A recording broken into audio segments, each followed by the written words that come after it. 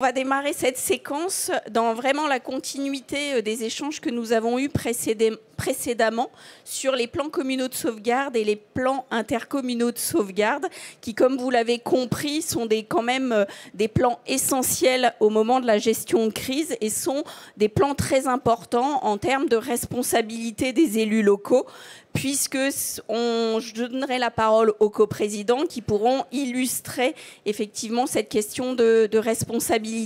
Donc ça va être un moment assez pratique où nous allons avoir 3 intervenants essentiels à côté des 2 coprésidents, donc Éric Ménassi, le maire de Trèbes, et Sébastien Leroy, le maire de Mandelieu-la-Napoule.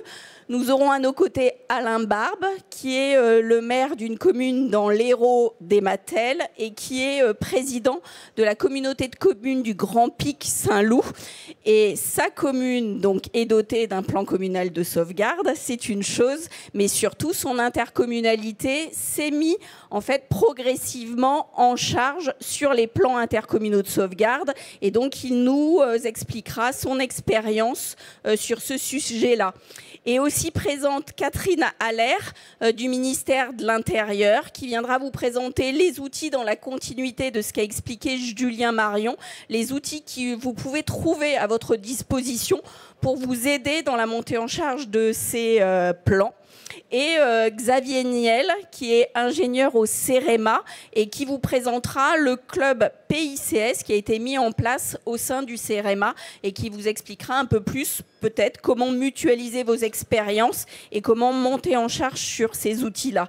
Donc vous le savez tous, depuis une loi de novembre 2021, les plans communaux de sauvegarde se sont étendus à beaucoup de communes et sont devenus obligatoires pour à peu près, on estime, 22 000 communes, me semble-t-il. Et cette loi dite Matras de novembre 2021, c'est elle aussi qui a rendu obligatoire les plans intercommunaux de sauvegarde, en vous rappelant quand même tout de même 2 dates. C'est qu'à la mi-2024, me semble-t-il, les PCS devaient être adoptés. Et donc sur les fameuses 22 000 communes, nous serions à 14 000, un peu plus de 14 000 à la mi-novembre 2024 de communes dotées de PCS.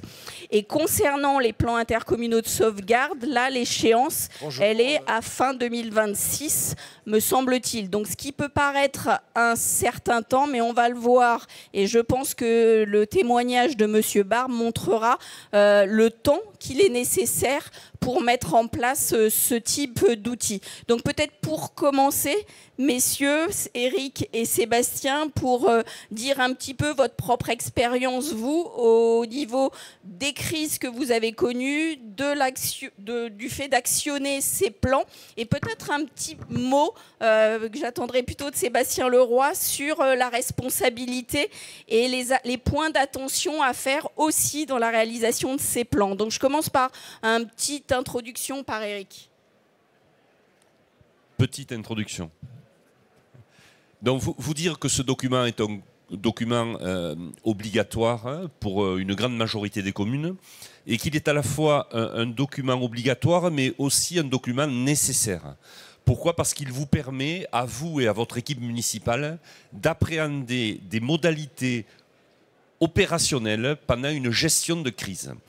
On en a parlé tout à l'heure, ça paraît anodin, mais se préparer à la crise, c'est faire de l'exercice, c'est acculturer vos équipes et faire en sorte que vos équipes soient en poste le jour J. Parce que par définition, il est peu probable qu'une crise démarre à 9h30 le lundi matin ou le mardi après-midi à 14h30 après le café.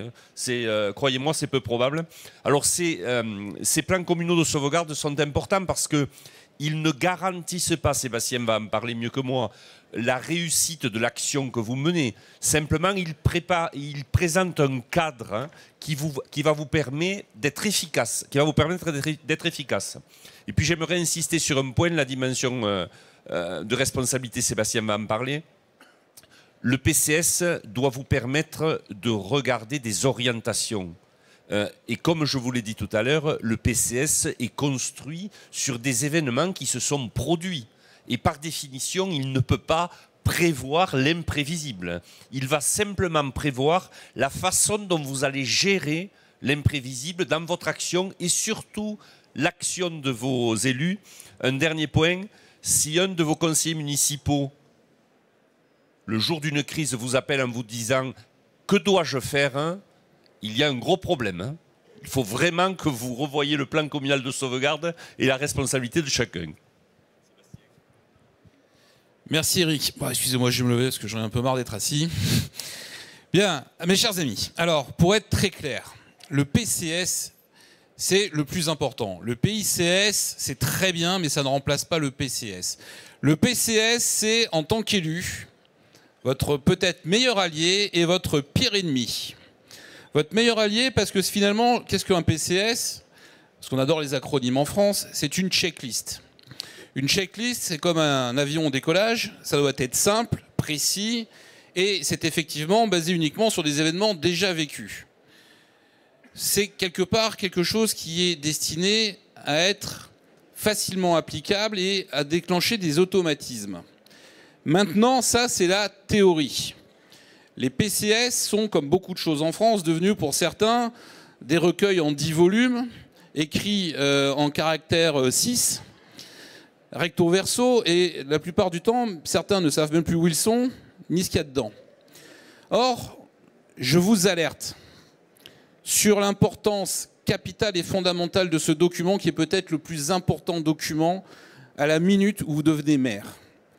Parce que la France est divisée en 3 pouvoirs. Exécutif, législatif, on les avait dans la salle, et on oublie toujours le 3e, qui est le pouvoir judiciaire. Quand vous allez vous retrouver au milieu d'une crise, il vous faut les automatismes et c'est le PCS qui vous guidera. C'est le PCS qui vous donnera notamment les coordonnées éventuellement téléphoniques des uns et des autres. Veillez à le mettre à jour puisque ça vous évitera de vivre des scènes que j'ai vécues. Quand par exemple les services de l'État cherchent à joindre le responsable du barrage EDF et appellent mon responsable d'EHPAD, ça c'est des phénomènes qui vous font perdre du temps.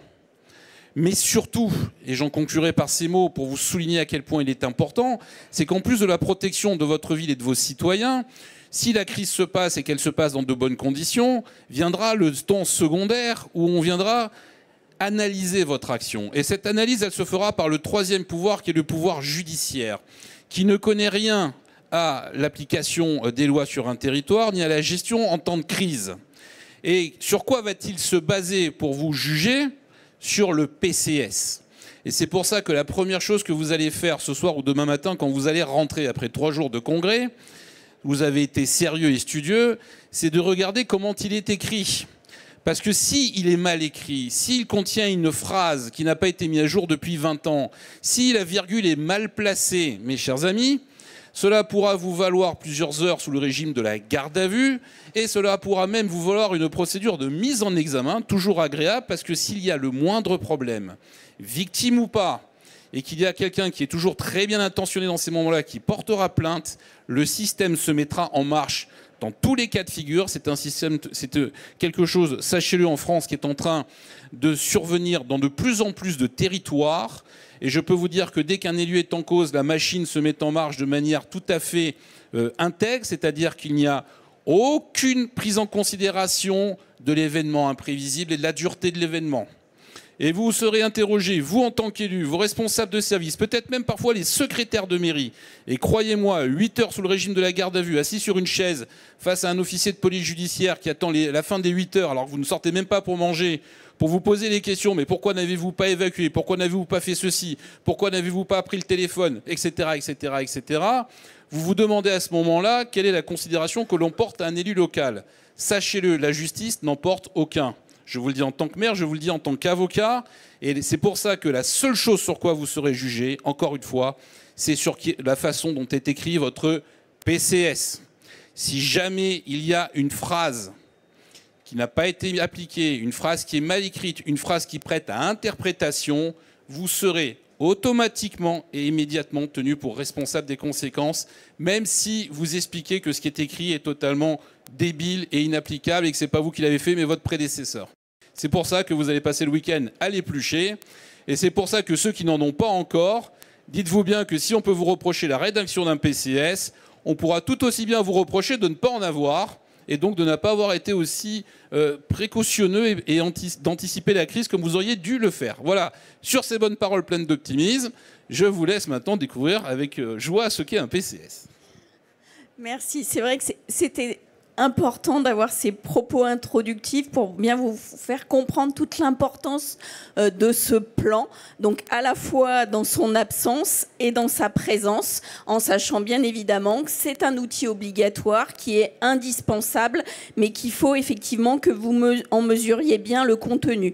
Et justement, pour vous aider, le ministère de l'Intérieur, je vais donner donc la parole à Catherine Allaire, va vous présenter à la fois l'intérêt de cet outil aussi pour le ministère de l'Intérieur dans toute cette organisation de la gestion de crise dont nous avons parlé précédemment, mais aussi vous expliquer quels sont les outils qui sont mis à votre disposition pour vous aider dans cette rédaction et dans l'appropriation de cet outil. Je vous laisse la parole. Comme vous voulez. Merci beaucoup, mesdames les maires, mesdames les présidentes d'intercommunalité, messieurs les maires, messieurs les présidents d'intercommunalité, mesdames et messieurs les élus.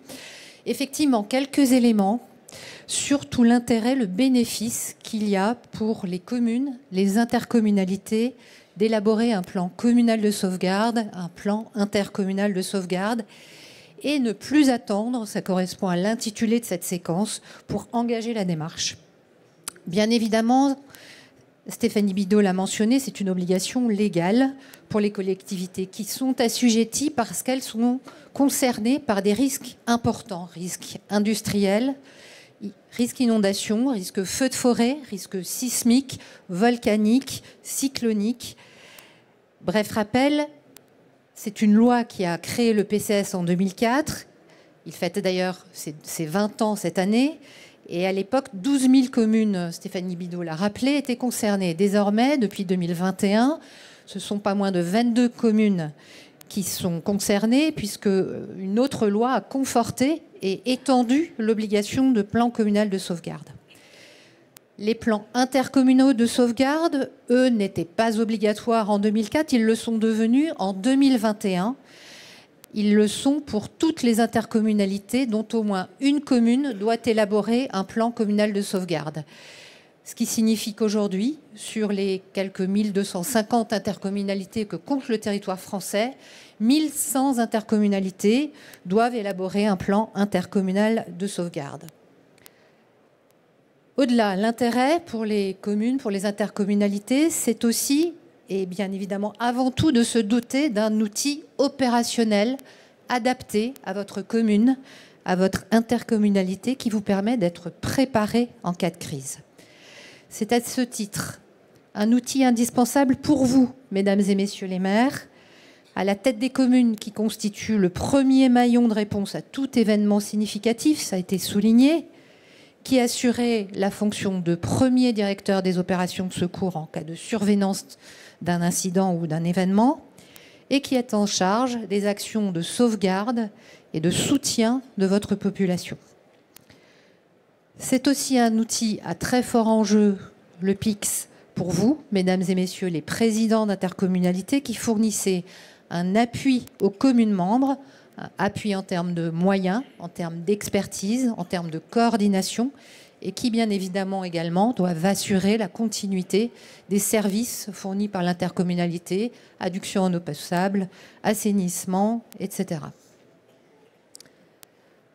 Ces plans, PCS, PIX, avec un positionnement effectivement un peu différent pour l'un et pour l'autre, mais dans tous les cas, il y a quelque chose qui les rassemble, c'est que le moment venu, ils vous permettent de disposer d'une organisation communale ou intercommunale de référence, d'anticiper la mobilisation des personnes et des moyens, d'identifier les actions à mettre en œuvre et tout simplement d'éviter de se poser des questions alors que l'aléa, alors que la menace est présente. Cette démarche qui vous conduit à recenser les risques sur votre territoire, à identifier les mesures à mettre en œuvre, à faire le point sur les ressources disponibles, elle vous conduit à vous poser les questions. Que peut-il se passer? Quel sera l'impact? Quelles mesures mettre en œuvre? qui fait quoi, qui peut se mobiliser, qui peut intervenir.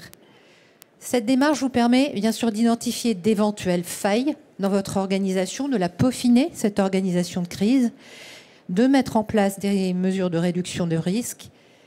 Mais elle a surtout deux vertus. Et la vertu, ce n'est pas nécessairement le plan, c'est le processus de planification, c'est la démarche elle-même d'élaboration du plan communal de sauvegarde et du plan intercommunal de sauvegarde. Cette démarche, elle conduit à sensibiliser les équipes municipales, les équipes de l'intercommunalité, mais aussi les acteurs économiques, l'ensemble des services et bien évidemment la population. Elle sensibilise l'ensemble donc de cette communauté à la gestion des crises, à la prévention des risques, et elle permet l'appropriation de cette organisation communale ou intercommunale de référence que j'évoquais. Deuxième vertu, elle amorce au sein des communes, au sein des intercommunalités, un processus permanent de préparation qui s'inscrit dans un cercle vertueux. Connaissance des risques, préparation à la crise, exercice, ça a été souligné combien il est indispensable de s'exercer, retour d'expérience également, qui peut être effectué à l'issue d'un exercice ou à l'issue de tout événement réel et permet à son tour d'amender, de compléter le plan. Voilà sur les quelques éléments que je voulais ajouter sur tout l'intérêt et tout le bénéfice que peuvent retirer les collectivités de l'élaboration, de l'actualisation, de la mise à jour de ces plans. Peut-être maintenant, est-ce que vous avez mis en place au sein du ministère de l'Intérieur des outils particuliers, des choses qui, au-delà de ces objectifs, du contenu attendu de ces plans, vont permettre aux élus locaux de les aider dans la réalisation? Donc, qu'est-ce qui existe? Vers qui peuvent-ils se tourner concrètement? Quelle est la marche à suivre pour ceux qui n'en auraient pas encore et pour ceux qui auraient besoin de mettre à jour ceux qui existent déjà sur leur commune? Merci Stéphanie. Je reprendrai les termes de Julien Marion, le directeur général de la sécurité civile et de la gestion des crises. Vous n'êtes pas seul.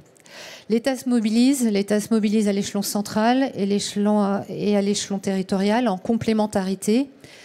À l'échelon central, le directeur général l'indiquait, et de manière très récente, nous avons élaboré en partenariat avec l'AMF, et je remercie Stéphanie Bidot pour la qualité des échanges que nous avons eus à ce sujet, un guide pratique d'élaboration et de suivi des plans communaux de sauvegarde et des plans intercommunaux de sauvegarde. Pour ceux qui connaissaient peut-être, il existait un guide précédent, alors je n'ai plus en tête, mais qui avait un nombre de pages très très important, qui rentrait dans un détail très très important. Et c'est vrai, le travail en collaboration avec les représentants du ministère de l'Intérieur, ça a été d'essayer de vous apporter un outil peut-être plus opérationnel, répondant plus à vos attentes, qui vous permettent effectivement à travers, alors peut-être dire où est aussi, où vous trouvez en fait ce guide. Donc je vais vous laisser. Oui, alors absolument. Donc il y avait un guide qui datait de 2005, donc il faisait suite à la loi de 2004, quelques mois plus tard. Et 20 ans après, il était en effet nécessaire d'actualiser pour avoir une approche et une méthodologie simplifiée. C'est vraiment ce que nous avons recherché dans cet ouvrage. Je voudrais d'ailleurs remercier mon équipe pour le travail de rédaction, et notamment le lieutenant-colonel Philippe Blanc et Colline Bernot. L'idée, c'était vraiment de vous fournir un document qui est construit en fiches pratiques qui correspondent chacune aux étapes de réalisation d'un plan communal de sauvegarde, d'un plan intercommunal de sauvegarde. Effectivement, le plan, vous aurez du mal à caler l'armoire parce que ça sera assez peu efficace. Il y a dans cet ouvrage à la fois les éléments sur le plan communal de sauvegarde et sur le plan intercommunal de sauvegarde, avec effectivement donc toutes les étapes qui sont présentées, à savoir la présentation de la commune, le recensement des risques qui s'appuie effectivement sur les crises qu'a connu la commune ou l'intercommunalité, mais aussi sur des documents, des crimes, dossier départemental des risques majeurs qui permet à la commune de disposer d'éléments sur les risques qui concernent son territoire. Autre étape, l'identification des capacités communales ou intercommunales, etc., etc. Donc c'est cet outil vraiment que nous vous proposons, qui sera disponible à la sortie de cette séquence que vous avez en ligne avec un QR code que vous avez au dos de l'ouvrage et qui doit vraiment vous permettre d'initier la démarche si vous ne l'avez pas fait. Vous l'avez indiqué, vous avez encore de nombreuses... Il y a encore de nombreuses communes, plusieurs milliers, qui n'ont pas élaboré leur PCS alors qu'elles devraient le réaliser. Mais également vous permettre de finaliser le document si vous l'avez entamé ou de le mettre à jour, puisque c'est un document qui doit être mis à jour tous les 5 ans.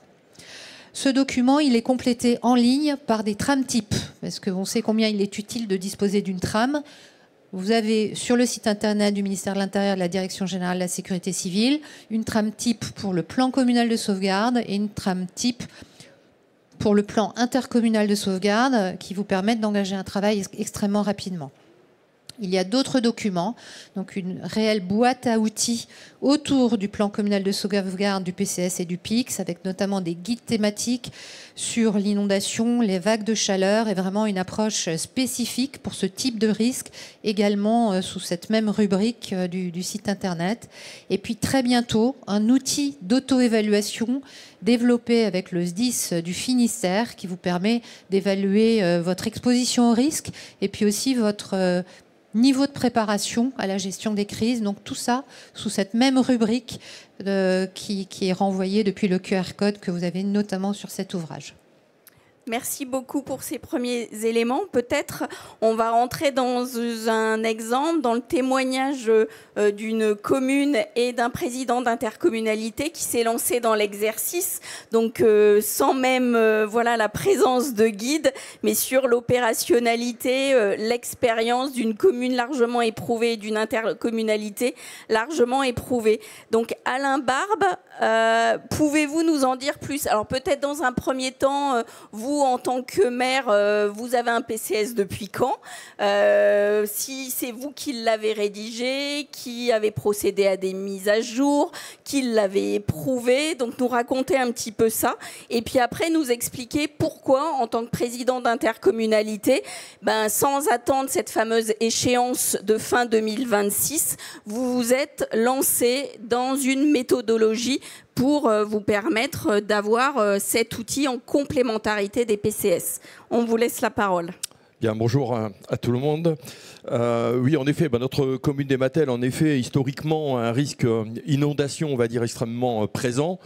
Avec une crise historique, comme on en a malheureusement plus ou moins tous fait les frais, je dirais, avec notamment une crue en 1933 qui a été dramatique pour notre commune des Matelles et qui a bien évidemment instauré ce risque majeur, avec une complication supplémentaire, notamment sur un risque aussi incendie et feu de forêt qui s'est très rapidement installé sur notre commune des Matelles, mais bien évidemment pas au-delà, puisqu'aujourd'hui c'est vrai que je vais vous parler un petit peu de la commune des Matelles, mais je suis surtout venu vous parler, moi, de notre intercommunalité et du risque aujourd'hui qui est sur notre territoire intercommunal, doté de ces 36 communes, un peu plus de 50 000 habitants, avec des diversités très importantes en taille, puisque la plus petite de nos communes fait 50 habitants et la plus grosse est à peu près à 10 000. Vous voyez, il y a une grosse disparité, mais pour autant, on a quand même une culture du risque extrêmement importante. Alors en effet, on a mis en place, nous, un plan communal de sauvegarde sur notre commune des Matelles assez rapidement, finalement.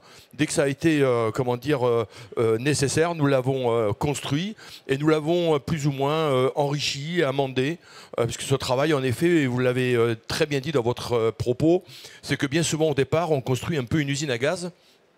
Et on se rend compte très rapidement qu'elle est très peu opérationnelle, en fait.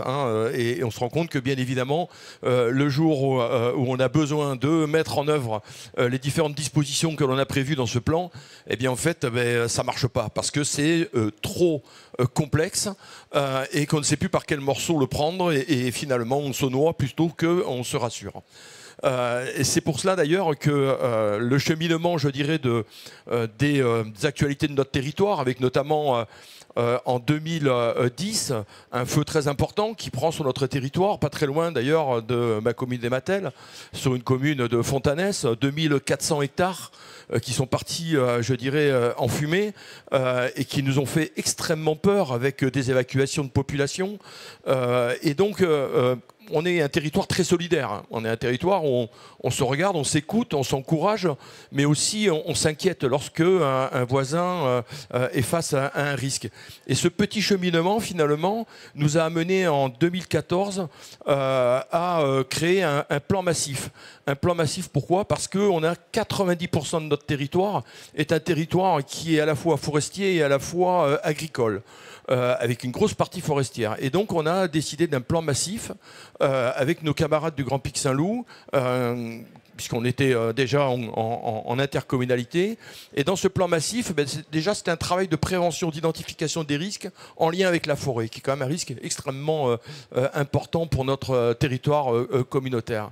Et donc c'est à partir je dirais, de l'enchaînement finalement de ces situations qui nous a amené très récemment, mais en 2013, à prendre une délibération au sein du conseil communautaire sur un principe de mettre en place donc le plan intercommunal de sauvegarde.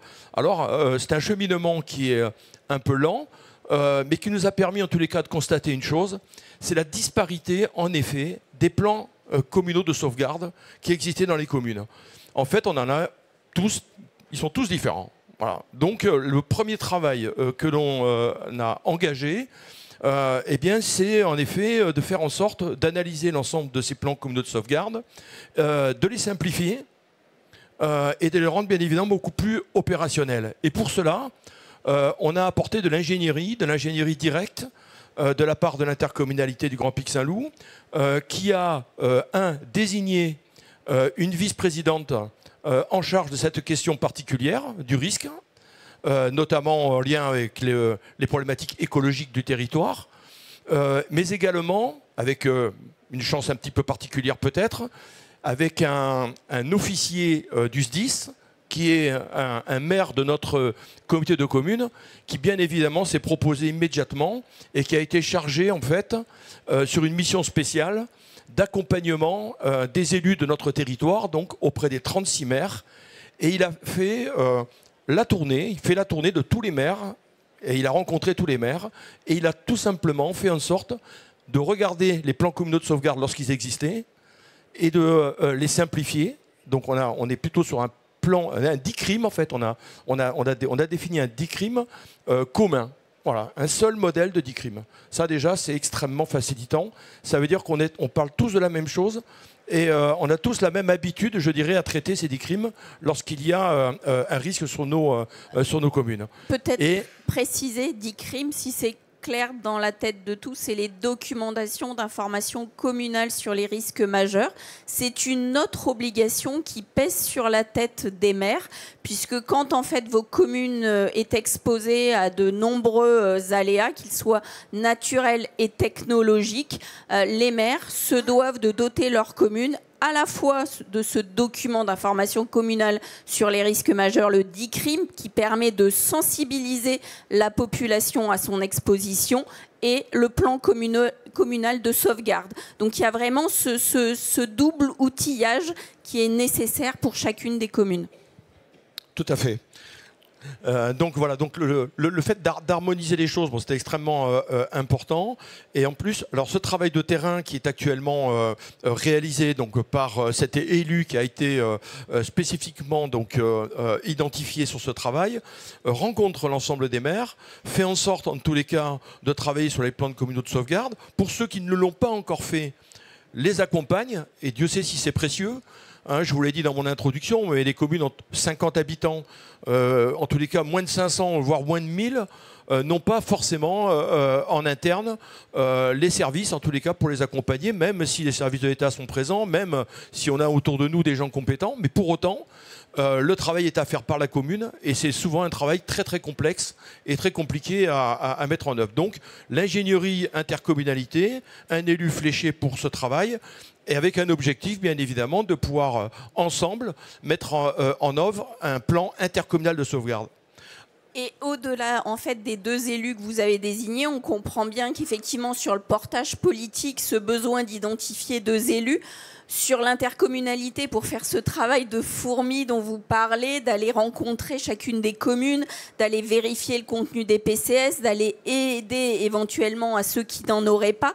Vous avez utilisé une ingénierie particulière du côté de l'intercommunalité parce que j'imagine bien que ce ne sont pas les deux élus qui font ce travail de fourmi. Donc là aussi, est-ce que c'est un coût? En fait, quelle est la démarche au niveau de votre intercommunalité? Alors en effet, pour notre intercommunalité, bien évidemment, il y a les élus qui sont, je dirais, qui coordonnent tout ça, mais bien évidemment, il y a aussi des moyens propres à l'intercommunalité, notamment un chargé de mission qui a été fléché et qui, bien évidemment, s'occupe de la coordination.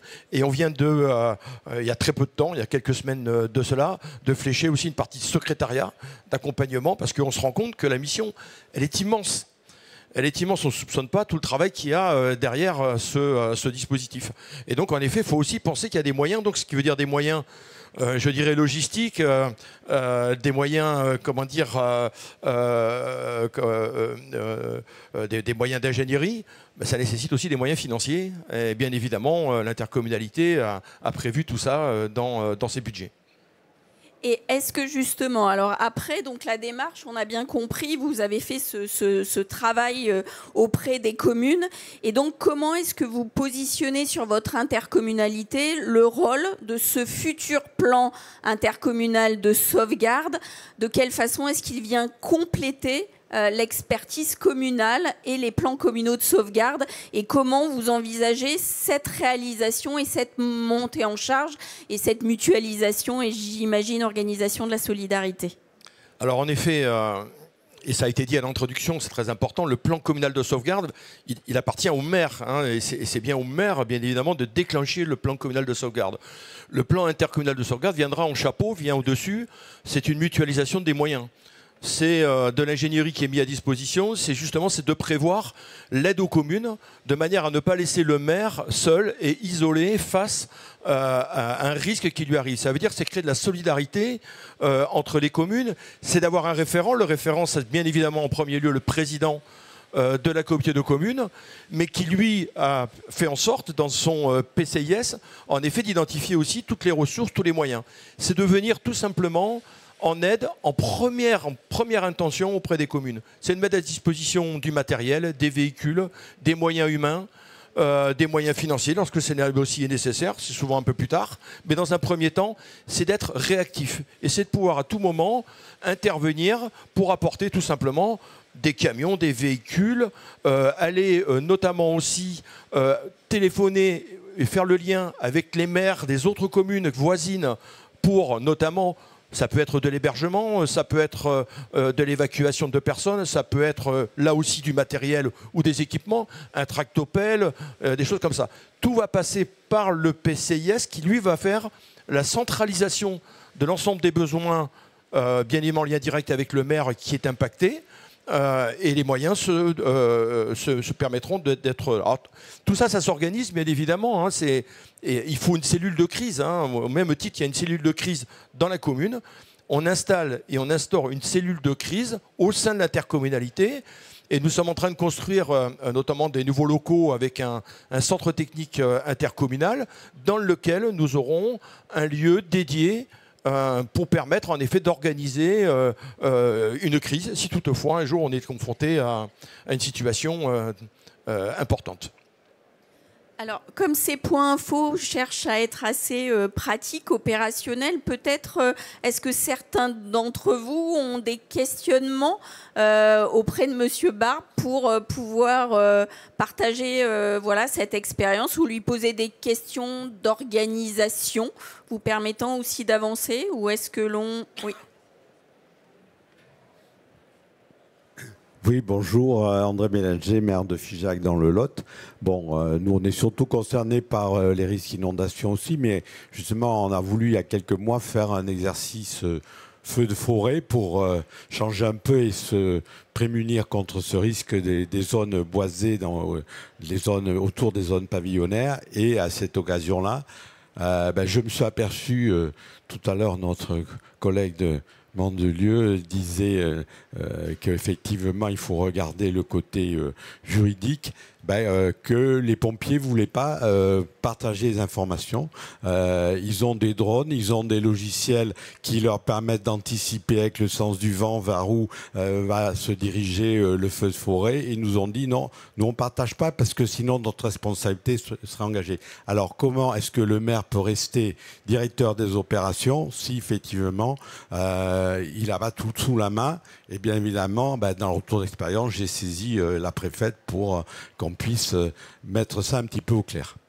Alors justement, Monsieur Barbe, est-ce que dans la réalisation, dans votre démarche, il y a des collaborations avec un certain nombre d'acteurs de votre territoire pour avancer aussi sur ce PICS? On pense bien évidemment à la préfecture dans un premier temps, mais on pense aussi aux SDIS. Donc est-ce que des collaborations sont organisées chez vous?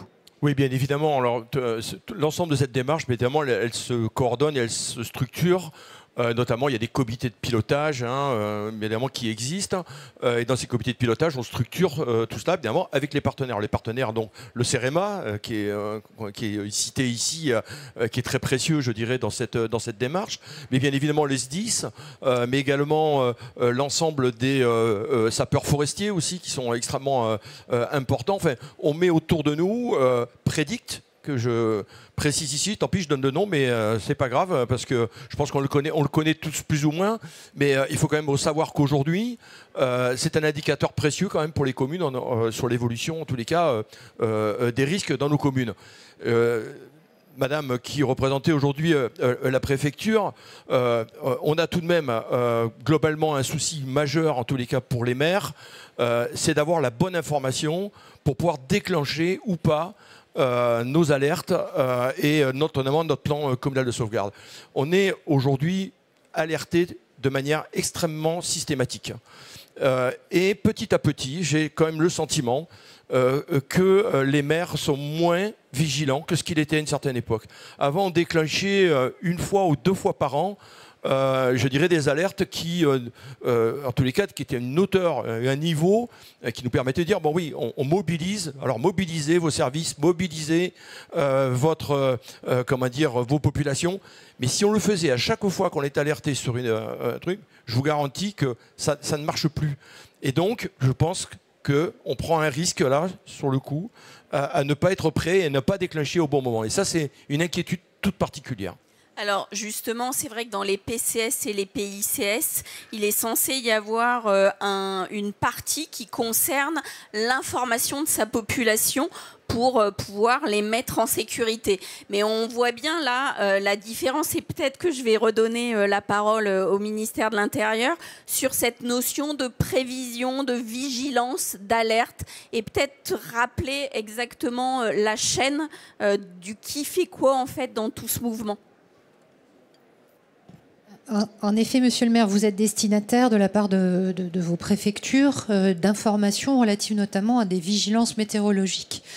L'objectif de cette transmission est que vous ayez la capacité de relayer cette information dans une approche de prévention. C'est-à-dire, c'est des informations qui doivent permettre aux personnes qui sont exposées par l'aléa qui se profile de se mettre en sécurité, de ne pas s'exposer au risque. Donc on est vraiment dans cette transmission d'informations comme premier objectif de prévenir les risques et de limiter ses effets et ses impacts. S'agissant du déclenchement du PCS que vous évoquiez, effectivement, il relève de votre responsabilité en qualité de détenteur de la police générale à l'échelle des communes. Le PCS, il a plutôt vocation à être activé quand l'aléa, quand la menace est présente. Ce n'est pas nécessairement un dispositif qui doit être activé en prévention. Ça peut l'être, effectivement, dans l'attente ou dans la crainte d'un événement extrêmement dimensionné, mais c'est plutôt un outil qui est à activer en cas d'événement. Je voulais simplement compléter également, s'agissant de l'appui que j'évoquais de l'État, où j'évoquais le guide et l'échelon national. Mais vous l'avez bien fait, monsieur le maire, le préfet est votre premier interlocuteur. Le préfet avec ses services, le préfet, les services préfectoraux. Dans le cas d'espèce, sur les plans communaux de sauvegarde, les plans intercommunaux de sauvegarde, c'est la direction des sécurités au sein de la préfecture et encore plus précisément souvent le service interministériel de défense et de protection civile, la petite équipe qui est vraiment en charge de la préparation, de la gestion des crises au sein de la direction des sécurités du préfet. Donc ce sont vraiment des personnels qui sont à votre écoute.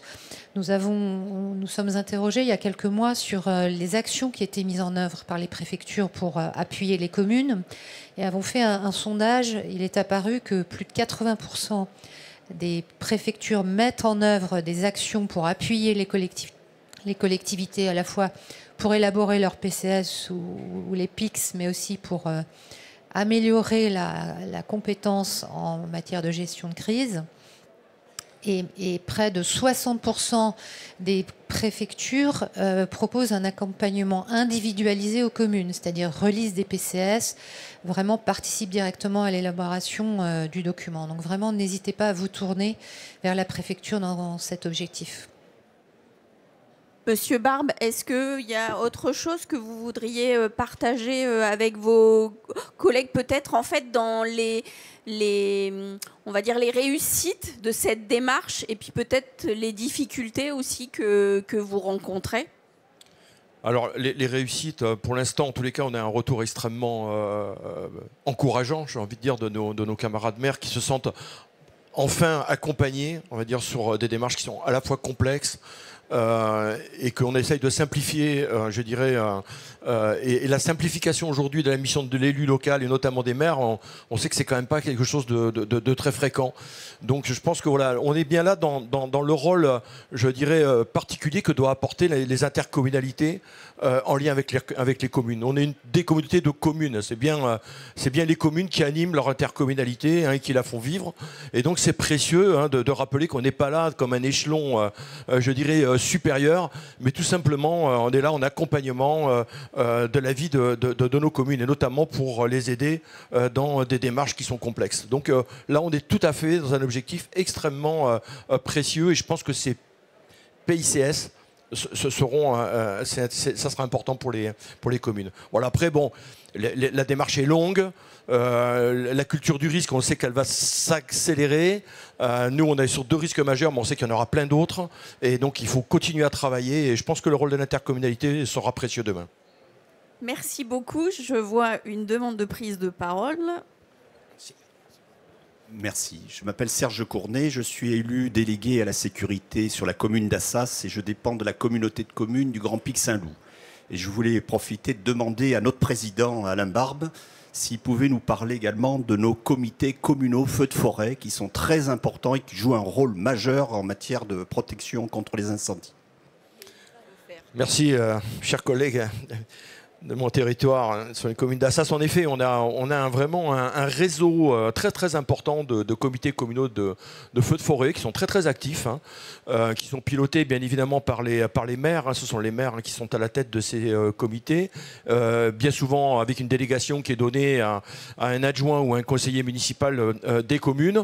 Ils sont plus ou moins dotés de moyens humains qui sont des bénévoles en fait, qui sont sur la commune et qui agissent toute l'année, c'est-à-dire aussi bien sur le feu de forêt, mais ils sont aussi présents sur tous les risques et ils peuvent être mobilisés à tout moment. Et c'est vrai que c'est aussi un moyen important et précieux pour les territoires. Et c'est un outil du coup que vous identifiez dans le cadre du PICS, parce qu'on comprend bien, c'est des démarches différentes, donc il faut faire attention à bien comprendre. Voilà, enfin, c'est quelque chose en plus sur votre territoire qui vient alimenter les moyens que vous avez au sein en fait du PICS. Tout à fait. Ce sont en fait des ressources supplémentaires. La particularité, je dirais, de ces comités communaux de feux de forêt, c'est qu'ils ont une connaissance parfaite du territoire. Et donc, c'est l'interlocuteur, je dirais presque exclusif, lorsqu'on arrive sur un incendie, lorsqu'on arrive sur une inondation. Ils sont tout à fait compétents pour orienter et dire on peut passer par là, là il faut aller par ici. Voilà. Alors, ils ne sont pas là pour lutter contre le feu, hein, ce n'est pas du tout l'objet. Hein. Ils sont là pour renseigner, diriger, et participer, je dirais, à tous les efforts qui sont nécessaires à la disposition du maire. Donc je le prends comme un des enfants qu'indiquait Pascal Gau avec Julien Marion dans le couple maire-préfet. C'est une des déclinaisons. Merci beaucoup en tout cas pour votre témoignage. Et témoignage justement que vous pouvez aussi retrouver au sein en fait d'une démarche intéressante du CEREMA. Donc le CEREMA, je vais laisser Xavier Niel le présenter, qui est un établissement public qui permet d'apporter des services aux collectivités territoriales. Et dans ce cadre-là, a été décidée la mise en place d'un club PICS pour vous permettre de continuer de partager des expériences telles que la communauté de communes du Grand Pic Saint-Loup et bien d'autres, et vous aider, mutualiser des pratiques, faire des retours d'expérience et pour pouvoir partager vos réussites et vos difficultés. Je vous laisse la parole, Monsieur Niel. Merci. Oui, donc bonjour à mesdames et messieurs les maires et élus, et puis les autres, bien évidemment. Donc effectivement, donc moi je travaille au CEREMA, donc c'est un centre d'études et d'expertise qui dépend du ministère de l'Environnement, qui travaille sur tout un tas de problématiques qui accompagnent la transition écologique et le changement climatique. Et dans ce cadre-là, effectivement, et dans le cadre de tout ce qui a pu vous être dit sur la résilience précédemment, donc un des sujets est la préparation à la gestion de crise. Et effectivement, donc à la sortie de la loi Matras, donc en novembre 2021, un mois après, effectivement, on crée un club. Donc un club, c'est une pratique qu'on retrouve au sein de nos structures, mais concrètement, voilà, c'est en fait un regroupement, alors effectivement d'intercommunalité, plutôt des techniciens. On a quelques élus qui en sont membres, mais ça regroupe plutôt des techniciens, bien évidemment, qui travaillent en lien avec les élus. Et d'ailleurs, on a de cesse de leur dire que ce binôme technicien-élu est indispensable vraisemblablement à la réussite de la conduite de l'élaboration de ces plans, avec pour finalité effectivement de partager des expériences, partager, comme ça a pu être dit, les difficultés qu'on a, les écueils qu'on rencontre, partager aussi des productions. C'est-à-dire qu'effectivement, dès le début, on a eu la chance d'avoir des intercommunalités qui étaient lancées dans une démarche intercommunale bien avant la loi Matras, puisque comme ça a été dit précédemment, depuis 2004, on pouvait se lancer dans des démarches intercommunales. Donc Nantes Métropole, pour les citer, mais il y en a d'autres, avait déjà produit des choses qui ne collaient pas forcément à 100% à ce qui est attendu maintenant de la loi Matras, mais qui, en tout cas, pouvaient être force de proposition pour expliquer qu'est-ce qu'ils avaient fait, comment ils étaient organisés, qu'est-ce qu'ils pouvaient mutualiser d'ores et déjà et mettre au profit des communes de leur territoire en cas de crise. Et donc c'est dans ce cadre qu'on a proposé effectivement d'associer tous ces mondes-là. Comment on le fait? Donc ça se fait par des visioconférences, il y en a à peu près 4 à 6 par an qui durent une paire d'heures. Et vous dire qu'on a toutes les semaines des nouvelles intercommunalités qui deviennent membres. On est aujourd'hui à peu près 140 membres de toute taille. Je vous ai parlé de métropole, mais on a des communautés urbaines, des communautés d'agglo. La communauté de communes du Grand Pic Saint-Loup est bien évidemment membre de notre club. Et la semaine dernière, le fameux technicien qui était cité, Thierry Alignan, présentait à l'occasion d'une journée technique qu'organise le CEREMA les travaux qui sont conduits justement en matière de recensement, d'inventaire des capacités sur le territoire et comment c'est restitué au travers d'un système d'information géographique, donc d'une carte concrètement. Voilà, donc ça c'est effectivement le premier objectif du club, c'est-à-dire rendre opérationnel cette loi Matras sur les territoires, dans les intercommunalités, et donc par du partage d'informations, du partage d'expériences. On est adossé à une plateforme collaborative d'échange sur expertise et territoire qui nous permet justement de retrouver tous les comptes rendus, des échanges qu'on a eus à ce sujet. Vous dire que dans les premières préoccupations qui ont pu être exprimées par les membres du club, ça a été quel va être le contenu des décrets d'application de la loi Matras. Et à cet égard, en fait, le CEREMA, on a un pied dans les territoires et un pied dans les directions générales de nos ministères. Donc on a étroitement travaillé avec la Direction générale de la sécurité civile, qui a été intéressée par cette démarche et qui nous a choisis parmi les collectifs, on n'était pas les seuls bien évidemment, mais parmi les collectifs qui ont aidé à la production de l'ensemble des applications et des déclinaisons de la loi Matras. Donc j'entends parler effectivement les décrets d'application, une petite plaquette méthodologique qui avait été produite dans l'attente du guide qui donc vous a été présenté précédemment, et bien évidemment le fameux guide donc, qui est disponible, comme ça a été dit, juste à la sortie à gauche. Vous dire qu'on contribue également à tout ce qui est modèle de trame, modèle de convention, donc convention qui est susceptible d'être rédigée notamment pour clarifier tout ce qui est ces aspects de mutualisation, de mise à disposition de moyens, qu'elles proviennent des communes ou des intercos, au profit de communes sinistrées. Donc ça, c'était vraiment les premiers travaux qu'on a conduits avec des groupes de travail sur ces sujets-là.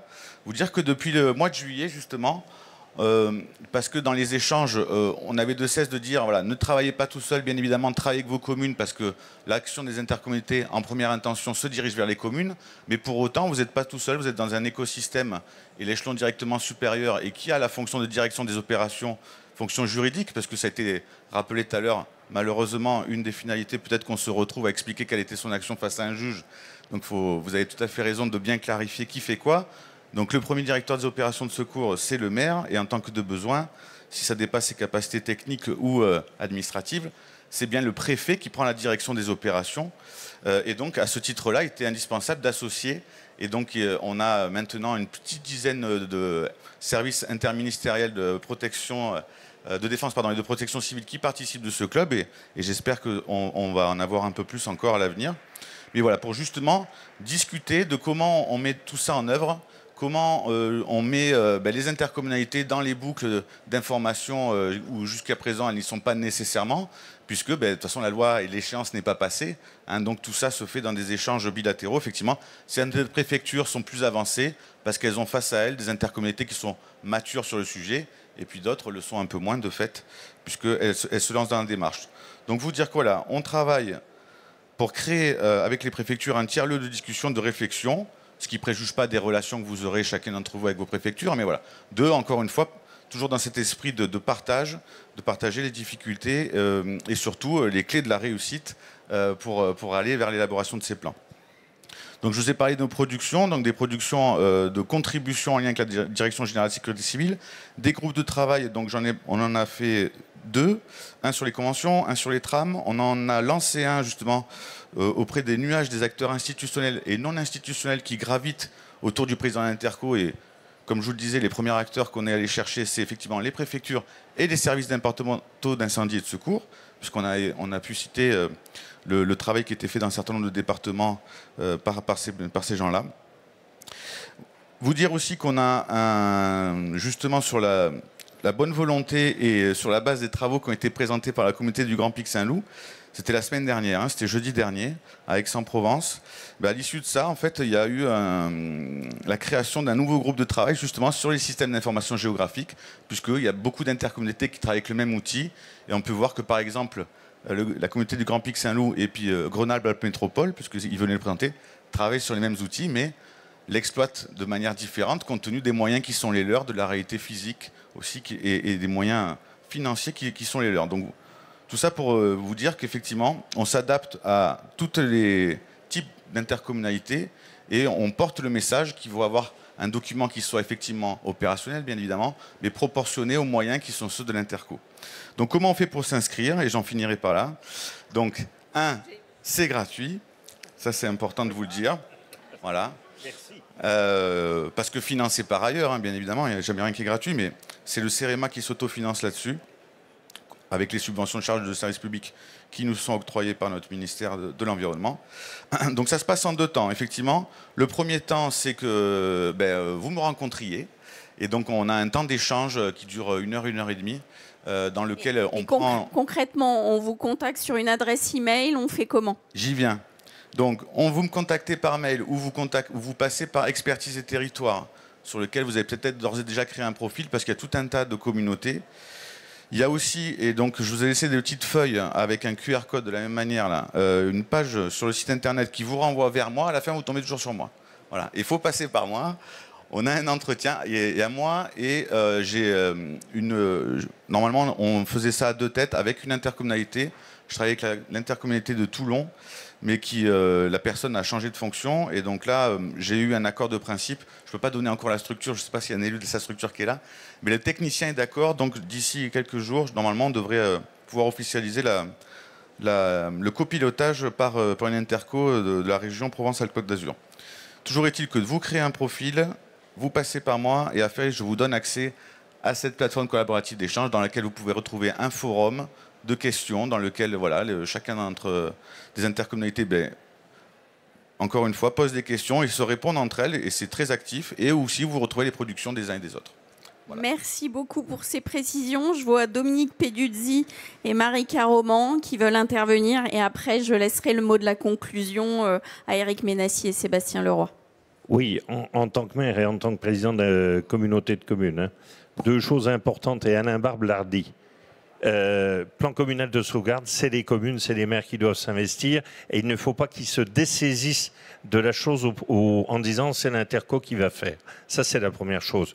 Deuxième chose, toujours dans le même sens, au service de l'État, du plus haut jusqu'au plus bas, les communautés de communes ne sont pas dépositrices des actions que les communes doivent mener. Donc, il est impératif dans le plan intercommunal de sauvegarde de continuer à communiquer directement avec les communes pour ce qui relève de leurs responsabilités et aux intercommunalités pour ce qui relève de leurs responsabilités. Régulièrement, je renvoie des courriers et des courriels à la préfecture qui sont adressés aux communautés de communes pour distribution aux communes. Les intercommunalités ne sont pas les tutrices, ne sont pas supérieures aux communes et nous ne sommes pas les vaguemestres de l'État pour distribuer le courrier. En sécurité, il va falloir être très attentif à ça pour qu'il n'y ait aucune confusion dans ce qui est mis en place et qui est très bien mis en place. Donc voilà le message que je voulais faire passer. Merci de cette précision. On a essayé d'être très vigilant aussi sur ce sujet-là dans l'écriture et la rédaction du guide en particulier. Oui, merci. Bonjour, je me présente Marika Roman, je suis adjointe au maire Ville d'Antibes, déléguée à la sécurité civile. Moi, je voudrais rebondir 2 secondes sur ce que disait le directeur général, monsieur Marion, qui nous a encouragé, nous les élus, vous, messieurs, mesdames les maires, à créer des réserves communales. Se pose maintenant la question des réserves intercommunales de sécurité civile qui peut être une excellente idée, bien entendu. Moi, la question que je me pose et qu'on s'est posée dans notre comité de pilotage, c'est sur la responsabilité de ces réservistes qui ne sont pas des bénévoles assurés par une association agréée de sécurité civile et donc qui peuvent aller dans différentes communes, différents départements et qui sont toujours assurés par la présidence de leur association agréée de sécurité civile. Ces réservistes qui dépendent du maire, qui ne sont pas dans une association, quand ils iront d'une commune à l'autre, voire parfois comme ça se passe déjà, je ne sais même pas dans quel cadre légal d'un département ou d'une région à un autre, comment ces gens-là sont assurés et s'il leur arrive quelque chose ou si eux-mêmes sont à l'origine d'un incident, comment nous allons les assurer. Je pense qu'il faudra aussi, messieurs les coprésidents, qu'on se pose la question dans nos travaux. Merci. Alors, juste, j'ai une petite question de l'outre-mer, donc je ne peux pas ne pas donner la parole à la Guadeloupe. Merci de me permettre de m'exprimer au Congrès. Alors, je suis M. Marc Chemandant, élu en charge à la sécurité dans une petite commune de 8500 habitants en Guadeloupe. Alors, effectivement, on parle de gestion de crise. On a récemment repris notre PCS et validé au niveau de la préfecture. C'est une très bonne chose pour nous et très à cheval sur cela. Aux Antilles, nous avons plusieurs risques. Tremblement de terre, tsunami, et inondations, cyclones, et j'en passe. La question que je me pose qui vont en direction des représentants de l'État, on aimerait trouver des solutions pour pouvoir mettre en place les signaux d'alerte aux populations, ceux qui existent peu dans les communes de Guadeloupe. C'est-à-dire on peut compter le nombre sur les 32 communes, le nombre de communes qui possèdent les signaux d'alerte aux populations. Rassurez-vous, c'est compliqué pour nous au niveau de radio, c'est-à-dire par les SMS sur les portables, tout le monde n'est pas libre et disposé à pouvoir avoir des SMS sur le portable. Je prends l'exemple des personnes qui sont dans les champs, ces personnes-là n'ont pas de portable, et bien c'est uniquement par ces manières d'alerte qu'ils vont être alertés qu'il y a quelque chose. Et aussi, c'est très important qu'on puisse le penser, lorsque nous avons des événements, parce que nous avons différentes alertes à niveau couleur, violette qui nous demandent de rester dans la maison, quand il n'y a pas de signal, la population n'est pas informée. Moi, je le reçois en tant qu'élu sur mon téléphone pour dire que nous sommes en vigilance violette, confinement. mais la population circule. Pourquoi? Parce que tout simplement, il n'y a pas de signal d'alerte aux populations qui puisse dire, si on fait l'alerte, les gens ne sortent pas et les gens passeront pour contrôler. Et ça, c'est un problème pour nous. Voilà, je peux être plus long. Merci beaucoup, monsieur, d'avoir respecté la consigne. Peut-être que vous voulez... Je voulais... ici. Serge Serrano, maire de Carlipa, une commune de l'Aude. Voilà, je connais bien Eric qui est président du syndicat des milieux aquatiques, nous a aidé, enfin le syndicat nous aide dans la rédaction de notre PCS. Collègue de Mandelieu, tu parlais du troisième pouvoir, mais le troisième pouvoir, il arrive avant le quatrième. Et le pouvoir des médias, et hier il y avait une communication, enfin une identification, et je vous garantis, chers collègues, que comme je révise mon PCS très souvent, je mettrai une partie concernant la communication en temps de crise, parce que ça c'est très important, parce que quand le quatrième est passé devant, le troisième, c'est un boulevard, quoi. Voilà. Donc alerte là-dessus, voilà, sur ce problème qu'il faut envisager. Stéphanie, on peut conclure? Oui, tout à fait. Non, je te voyais partir. Non, mais on m'indiquait où était mis en fait le fameux guide du ministère de l'Intérieur. Donc quand vous sortirez par cette porte, c'est ce qui vient de m'être indiqué, vous pourrez trouver et donc vous servir dans ces fameux guides. Et je laisse mes deux coprésidents en fait conclure cette séquence. Merci à tous d'avoir eu le courage de tenir jusqu'à 12h30. Vous dire que l'AMF prend à bras le corps ces sujets, que bien sûr nous essayons, comme le dit toujours Sébastien, de vulgariser notre propos, parce qu'en fait il faut arriver à parler le langage des maires.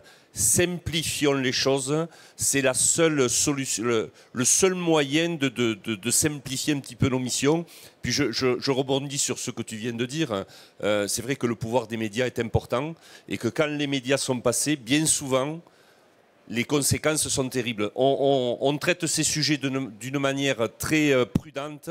Je vous invite à nous rejoindre dans le groupe de travail.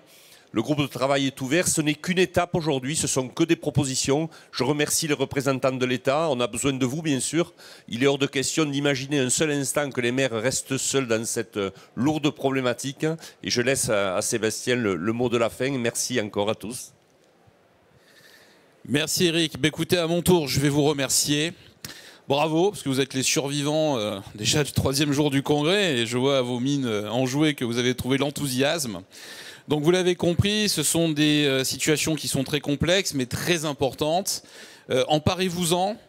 L'État est à vos côtés pour vous aider à les faire, mais n'oubliez jamais, et je conclurai par là, que l'État sera dans son rôle, mais uniquement dans son rôle, que les PCS sont de votre responsabilité et que l'État peut très bien, sans parfois vous avertir de manière très importante, prendre des arrêtés préfectoraux qui contrediront vos PCS et qui s'imposeront aux PCS.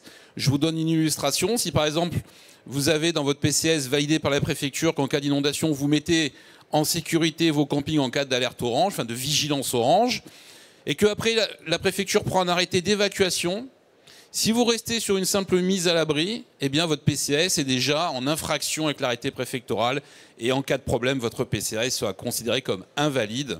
Et c'est pour ça qu'il faut les mettre à jour. Et c'est très important d'avoir cette veille et ce travail proactif. Ce que tu disais, c'est que vous êtes maire. En cas de problème, vous êtes le directeur des opérations de secours et ce mot prend tout son sens parce que vous êtes en réalité les responsables. Et croyez-moi, vous serez le responsable avec vos adjoints. Formez-les. Les adjoints, les élus à la sécurité sont très importants parce que vous ne serez peut-être pas sur le territoire. Les catastrophes ayant tendance à se produire quand vous êtes en vacances. Hein. S'il y en a qui sont en vacances, hein, parce que naturellement, c'est en option. Hein. Voilà, donc en tout cas, c'est important. Emparez-vous-en. Et si ce mandat qui est le plus beau des mandats se fait avec passion, faisons-le avec responsabilité. Je vous remercie, rejoignez-nous, hein, plus on est nombreux et plus on est proactif. Et vous avez vu que l'ambiance est magnifique. Voilà, bonne fin de congrès à tous et vive la gestion de crise.